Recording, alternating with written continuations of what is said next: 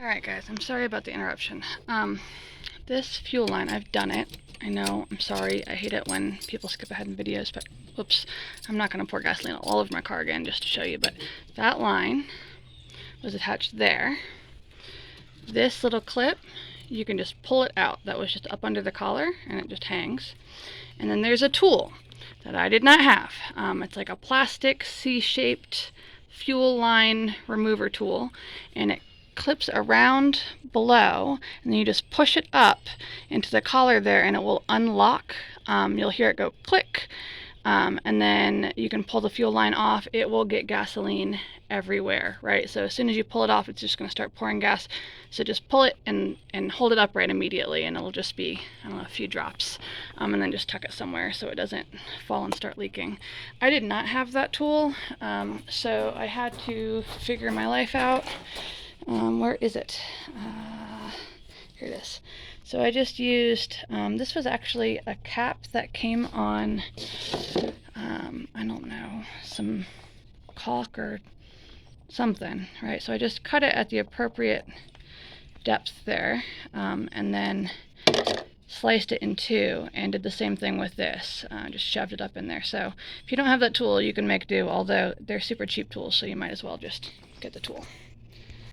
Alright, now we're going to actually take this intake manifold that we've disconnected everything from. We're going to take it off. So there's 5 bolts.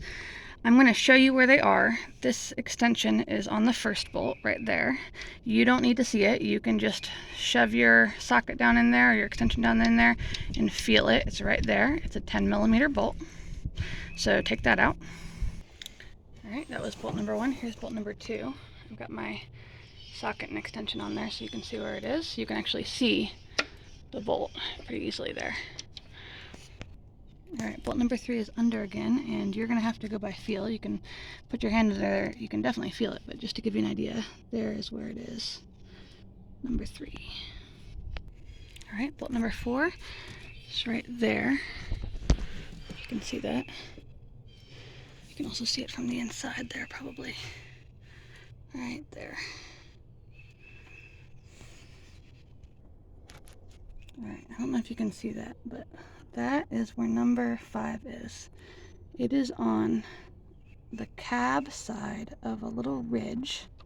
You're going to have to go by feel, but you can definitely put your hand under there and feel it and get your extension on, and then just attach your tool and take that out. I have seen people take off wheels to do this. You do not have to do that. You can just reach right under here and do it. Alright, at this point, your intake manifold should be loose. Alright, we've detached everything. And I promise you, we can wiggle this out of here. It is a tight squeeze, and you will have to be moving wires and cables and vacuum lines and things kind of gently out of the way as you go. And I am so sorry, but I don't know that I can do this while holding a phone. In fact, I'm pretty sure I can't. But just please note over here, a lot of this wires and stuff is going to end up having to gradually make its way around while this comes up and out. As you can wiggle it free, just take your time, be patient, and gradually wiggle it out of there, and it should come free.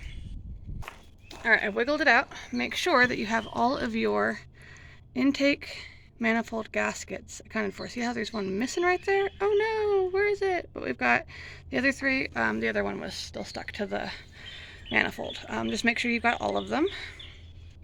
And then swear a bunch, because here's the valve cover gasket, where that goes, that line, and then that, see all that grimy, dirty, gross?